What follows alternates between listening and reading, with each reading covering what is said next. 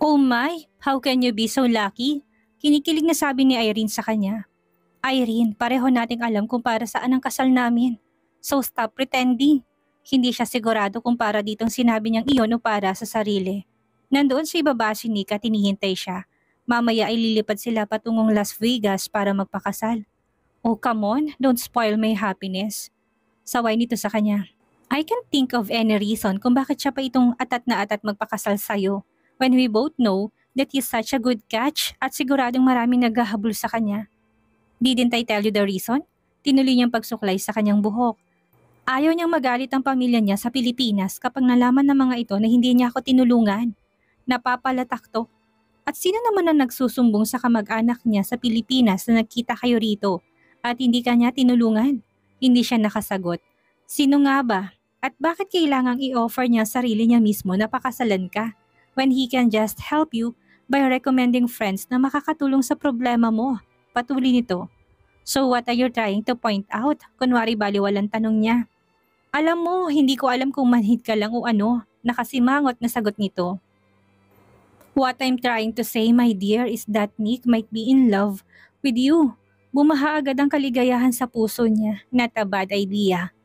Pero muling nangibabaw ang katinuan ng pag-iisip niya. You and your romantic ideas, nailing na sabi niya. Kinuha niyang pabango at nagwisik sa likod ng magkabilang tenga. Pumihit siya paharap dito. So how do I look? Gorgeous as ever. Pataluntong bumaba ng kamat sinipat siya. You look perfect for your groom. Sige na, bumaba ka na nga. Siguradong naiinip ng mapapangasawa mo. Halos ipagtulakan siya nito palabas ng pinto. Kinuha niyang malit na traveling bag at binitbit yun palabas. Pagbaba ni Leia ng hagdan ay nagtamang mga mata nila ni Nick. He held her gaze for a long time. Hindi siya kumurap habang nakatitig dito. My future husband. Para bang tamang-tamang pakinggan ng panukoy na yon na para bang totoo ang kahulugan ng bawat salitang iyon. It seems like eternity bago nila narinig ang pagtikhim ni Irene para makuha ang atensyon nila. Pumapalatak ito. Ang lagkit niyan ha, she blushed.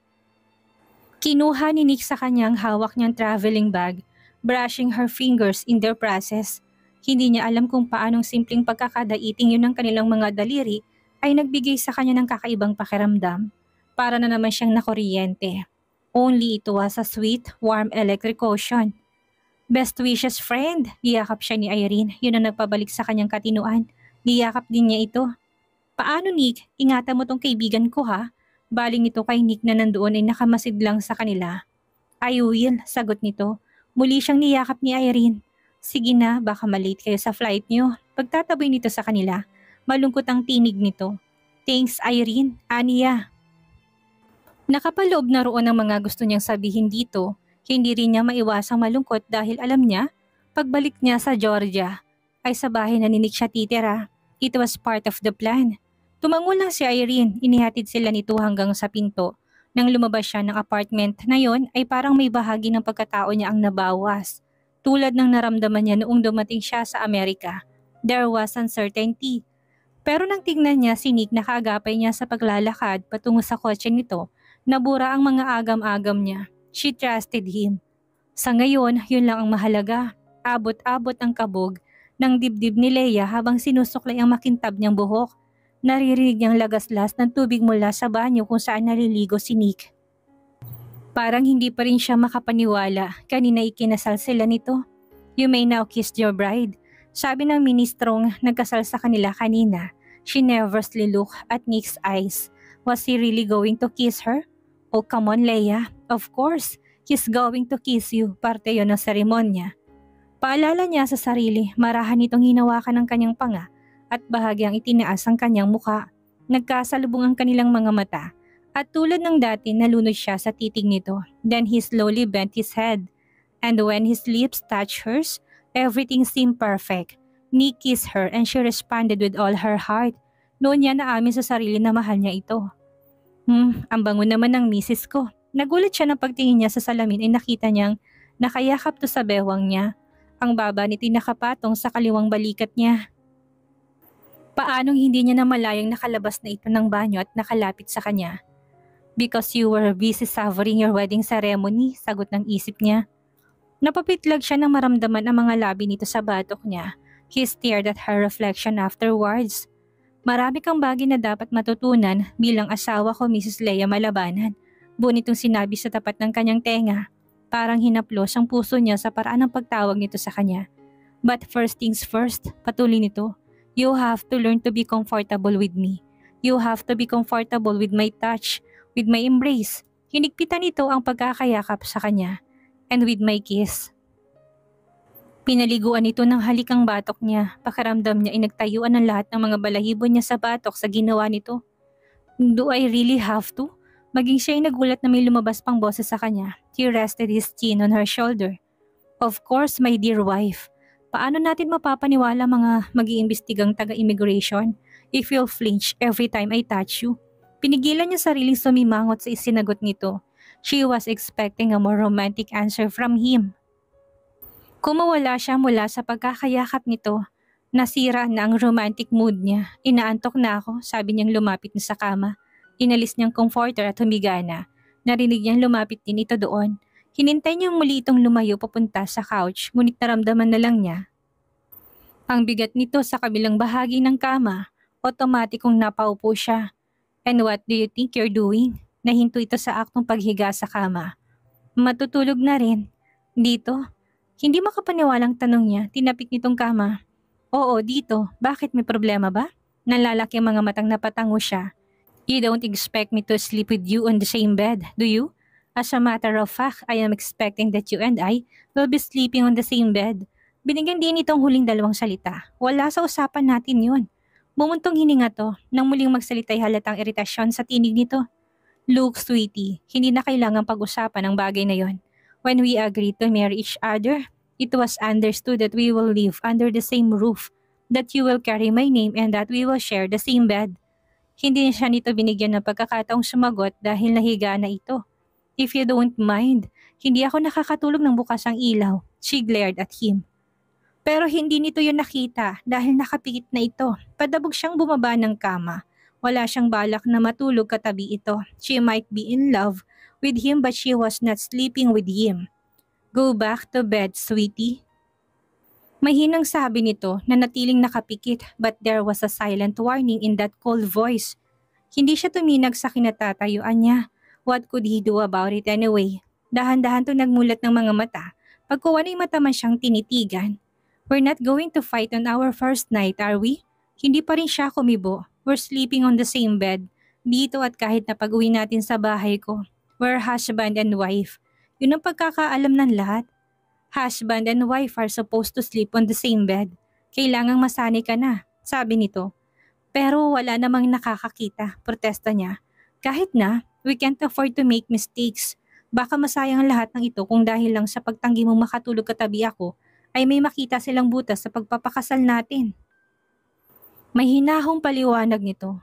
Matulog na tayo, may flight pa tayo bukas ng umaga pabalik sa Georgia. Dagdag nito.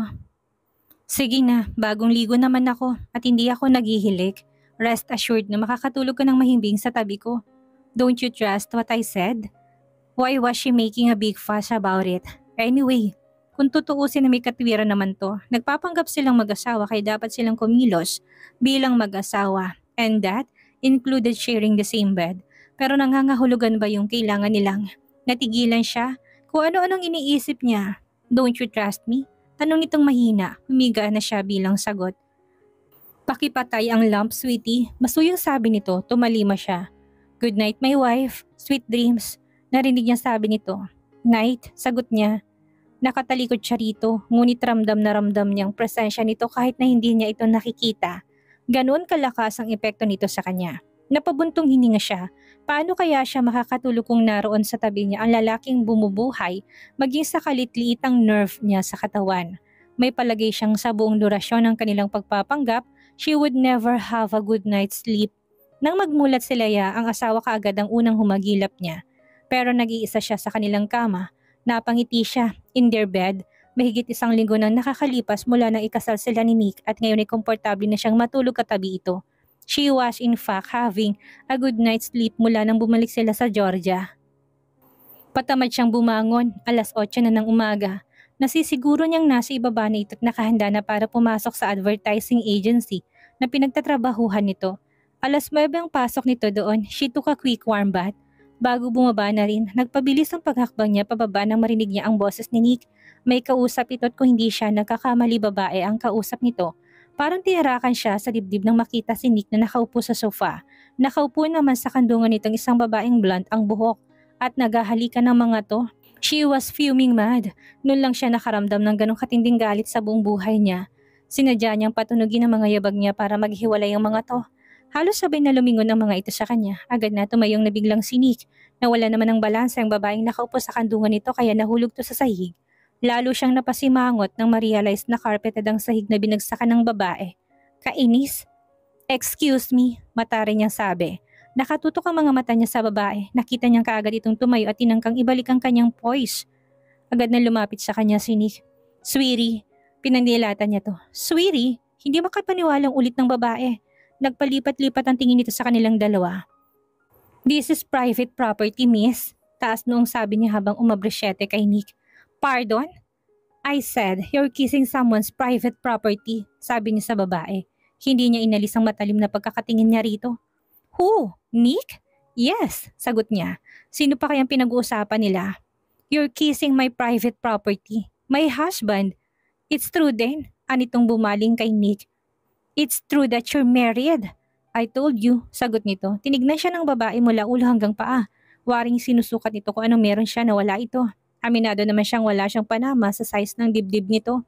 But then, mas maganda naman siya rito. At sigurado pa siyang virgin pa siya.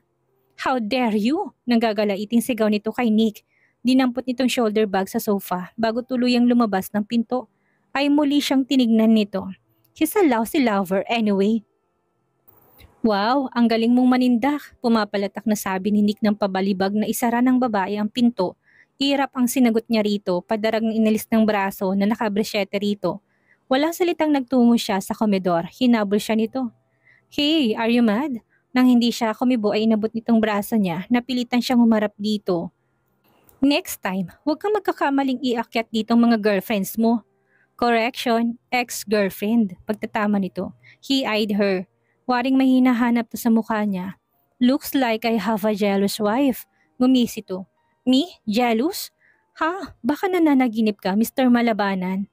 She would rather die kaysa aminin ganun nga ang nararamdaman niya. Gayon pa man ay iniwas niyang mukha dito. Natatakot siyang baka mahalata nitong nagsisinungaling siya. Eh bakit nanlalaki ang butas ng ilong mo? Nanunod yung tanong nito, ibinalandra nitong mukha sa mukha niya, mabilis siyang nag-isip. Dahil ayoko mabulilyasong plano natin dahil sa pag-i-entertain mo sa mga girlfriends mo. How can we convince the immigration officers that we're really married if bigla na lang sumusulpot ditong mga babae mo? Hay, mabuti na lang at nakaisip kagad siya ng palusot. Ewan niya kung imagination lang niya ang pagdilim ng mukha nito sa isinagot niya. Nang tumingin siya ulit ay patungo nito sa komedor. Let's eat, I'm starving. Masigla na ulit ang boses nito, parang walang anumang nangyari. Napasimangot siya, hindi pa rin maalis sa isip niyang eksenang inabutan kanina. That woman was kissing her husband, samantalang siya hindi na ulit yun nahalikan mula nung ikasal sila. Hindi mo ba nagustuhan ang niluto kong breakfast? Nagtatakang tanong nito, saka lang niya tinignan ang nakahain sa mesa. Omelette, bacon, and toasted bread. Sweetie, pakatimpla naman ng kape, naglalambing na sabi nito sa kanya. Magtimpla ka ng mag-isa mo. But then she headed for the cupboard. Black please, sabi nito, hindi pa siya kumiburian. Pakisamahan na lang ng isang ngiti para tumamis, dagdag nito. Tinignan niya ito, he was wearing that sexy smile again, and he looked so gorgeous. Muli niyang ibinaling atensyon sa pagtitimpla ng kape nito. Unconsciously, she smiled. Leia Stephen ang maramdaman niyang tumabi sa kanya si Nick sa kama. Katatapos lang nitong mag-shower kaya langhap na langhap niya ang sabong ginamit nito. Pero may iba pang amoy na tumatama sa ilong niya, ang pinagsamang amoy ng sabon at ang natural na amoy ni Nick na para bang sumasalubong sa mga sensibilities niya. It was a lethal combination. Kahit sinong babae siguro makaamoy nun would have the urge to hug him and bury her face on his chest to draw all that masculine scent. Leia, narinig niyang tawag nito. She pretended to be asleep. Alam niyang hindi pa ito matutulog dahil hindi pa nito pinapatay ang bedside lamp. Sa gawin nito, Naramdaman niyang umisod to palapit sa kanya, niyakap siya nito mula sa likod. That was the first time na nagtangkatong lapitan siya habang nakahiga siya. At hindi niya alam kung paano mag-react. I know you're still awake, bulong nito. You always smell so good, sweetie. He inhaled while smelling her nape. Pakiramdam niya nagtayo ang lahat ng mga balahibo niya sa batok. At hindi yun dahil sa takot. She felt excitement and anticipation on what would happen next. Harap ka naman sa akin. Hindi naman ako mukhang monster ah. You won't have a nightmare kahit na mukha kong huling makita mo bago ka matulog. Bulong nito. His voice was pleading. Hindi niya alam kung bakit ginawa niya sinabi nito. Tumagilid siya tumarap dito. Napakaikli ng distansya sa pagitan nila. Distansya nagpapawala sa kanyang isipan. Iniyakap ni Nick ang braso sa bewang niya. So how was your day, Mrs. Malabanan? Nakangiting tanong nito. Fine, she wanted to kick herself for stammering. Simpleng tanong lang yon pero nahirapan siyang sagutin, but then it wasn't just a simple question. The way his hand was caressing her waist and his warm breath fanning her face made it difficult to focus. We'll spend the holidays with my parents in California. They are dying to meet you. Sabi nito, hindi inaalis ang mga mata sa kanya. Is it fine with you? Fine with me, sagot niya at nagbaba ng tingin. She couldn't look him in the eye. May pakaramdam siyang mas lalo siyang mawawala sa sarili kapag nanatili siyang nakatitig dito. Pero saan nga ba siya titingin? Her eyes landed on his broad chest. Napalunok siya. He was shirtless and it was definitely not a good idea because she felt the urge to trace his well-defined chest with her fingers. She quickly shifted her gaze to his neck. That was the safest place she could think of. Ang kamay nitong humahaplos kanina sa bewang niya itinaas ang kanyang baba para magkasalubong muli ang kanilang mga mata. And she gasped when she saw what was in his eyes. Hindi niya maaring pagkamali sa ibang nakikita niya sa mga mata nito. There was desire. His eyes were blazing with passion. Nasisiguro niya yon dahil it was just like staring at the reflection of her own eyes. There were no words spoken but they understood what they both wanted. Nang bumabang mga labi nito tinangkin ang kanyang mga labi, she was more than ready na parabang yun ang pinaka-natural na gawin. They kissed hungrily, na parabang wala nang bukas. They did tender, gentle, French, torrid kissing. His hands were roaming all over her body, and unconsciously, she was doing the same. She was flattered nang marinig niyang umungulto. Nang dumakong kamay niya sa dibdib nito at pinadama ang paghaplos sa kanyang mga otong, she groaned in protest nang iwan itong mga labi niya. He showered her whole face with sweet kisses. Then he found a trail down on her neck. She shivered with delight. Alam niya kung saan nahantong ang tagpong iyon. Their marriage would be consummated. And that would mean na bababaliwala ang dahilan ng non-consummation of marriage kapag nag-file sila for divorce. Pagkatapos ng palabas nilang yon, but who would want to talk about the end of their marriage kung ngayon pa lang yun magsisimula, kung ngayon pa lang niya malalaman how he would rate as a husband, as a lover. Nasa puno ng dibdib niyang mga labi nito nang tumunog ang telepono. That was when she realized na ibaba na nitong strap ng kanyang nightgown. Nick, phone, anas niya ng patuloy sa pagtunog. Umungo lang ito bilang sagot. He claimed the pinkish crown and played with it with his tongue. Hindi niya alam kung anong gagawin. Her hands settled on his hair, as if drawing her strength from them. Patuloy sa pagtunog ang telepono. Gustuhin man niyang ignorahin yon at mag-concentrate sa ginagawa niya sa katawan niya, ay hindi niya magawa. She mastered all her strength para itulak ang dibdib nito, and all she managed to do was a slight push. Nick, we have to stop. Hindi siya nito pinansin. Sa halip muling hinalikan ng mga labi niya, umiwas siya. Sagutin mo muna ang telepono, baka importante. But this is more important. Nagtangkang halikan siya ngunit muli siyang umiwas. Sige na, please. But we'll continue it later, paniniguro nito. His eyes were still blazing with passion and he looked even more gorgeous with it. Tumango siya, hindi na nito kailangang marinig ang sagot niya dahil nasisiguro niyang nakalarawan na yun sa mukha niya. He gave her a quick kiss on the mouth bago mabilis na dinampot ang telepono. She smiled nang marinig ang padaskol na, "Hello" nito sa kabilang linya. "Pa," sabi nito na makilalang boses sa kabilang linya. Her smile disappeared with the sound of his voice. Bigla siyang kinabahan. Ang papaba nito ang nasa telepono. Nakita niyang sinuklay nitong mga daliri sa buhok. "Uuwi ako pa, yeah. We'll see you there." Sabi nito hanggang sandali na nitong naibaba ang telepono hindi pa rin ito tumitinag. Something wrong? Hindi na niya napigilang itanong. Sakalang to pumihit paharap sa kanya, he looked devastated. Gone were the passion and desire in his eyes. Ang naroon ay iba yung kalungkutan. Gumaralgal ang boses nito nang sumagot. My father called up. We're going home. Lola Deli died. Oh God! Yun lang ang tangi niyang nasabi. She could feel his loss. Dahil kagaya nito na pamahal na rin sa kanya si Lola Deli. Are you coming with me to the Philippines? There was uncertainty in his voice. Hindi na siya nag-isip ng kung anong isasagot. I'm coming home with you. Niyakap siya nito ng mahigpit. Thanks, sweetheart. Nang mahiga sila, pinatay na itong bedside lamp. He held her close to him. At kahit hindi natuloy ang tagpong nangyari sa kanila bago nito natanggap ang tawag na yon, she didn't mind at all. He shared his painful loss with her bilang isang asawa and she was more than satisfied.